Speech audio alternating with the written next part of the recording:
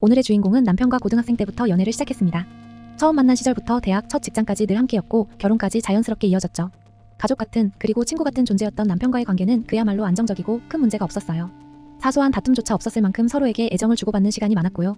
특히 주인공이 외국에서 공부하던 시절 그녀의 아버지가 아프셨을 때는 남편이 아들처럼 온 가족을 챙기며 진정한 가족의 일원이 되었죠.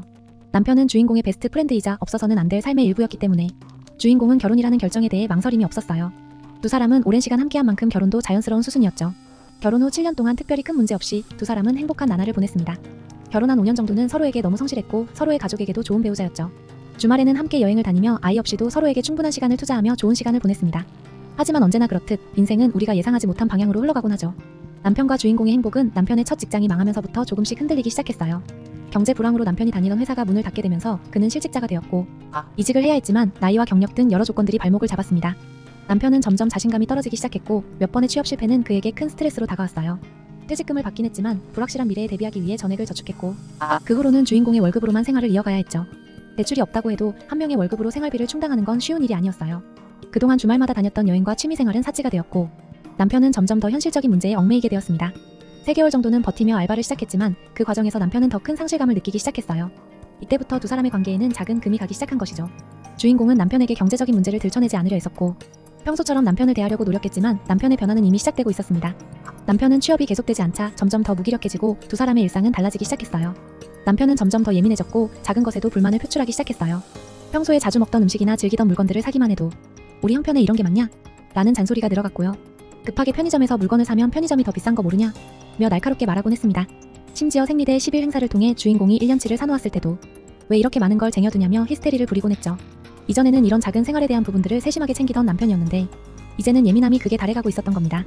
불면증이 심해져 술에 의존하는 날도 많았지만 주인공은 그런 남편을 보고도 더 이상 대화를 시도하지 않고 묵묵히 출근과 퇴근을 반복했습니다.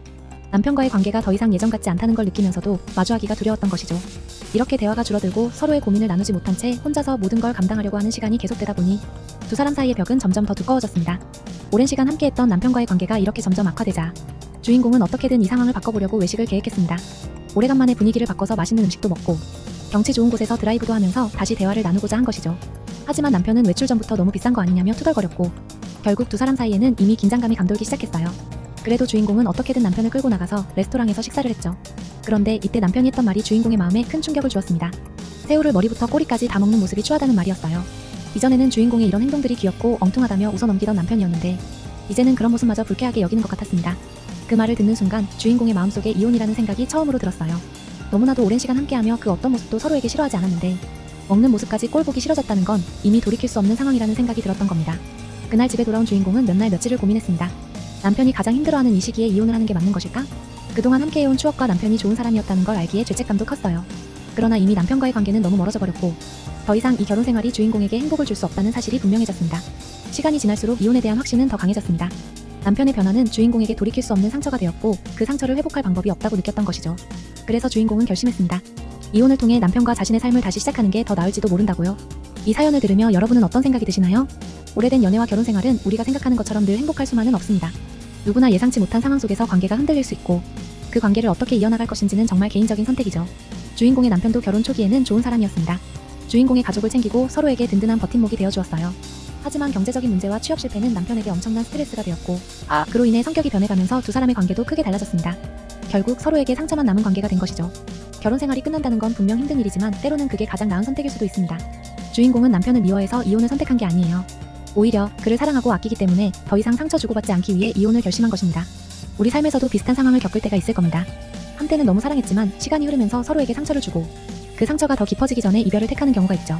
이혼이라는 결정은 결코 쉽게 내릴 수 있는 선택이 아니지만 주인공이 말했듯이 행복하지 않은 관계를 억지로 이어가는 것보다는 서로에게 더 나은 길을 찾아가는 게 때로는 현명한 선택일 수도 있어요. 이번 사연을 통해 우리는 단순히 남편이 취업에 실패했고 그로 인해 성격이 변해 이혼하게 된 것이 아니라 시간이 흐르며 변화한 두 사람의 감정과 관계의 역학에 대해 생각해 볼 수 있었습니다. 우리는 모두 조금씩 변화하고 그 변화에 따라 관계도 변할 수밖에 없죠.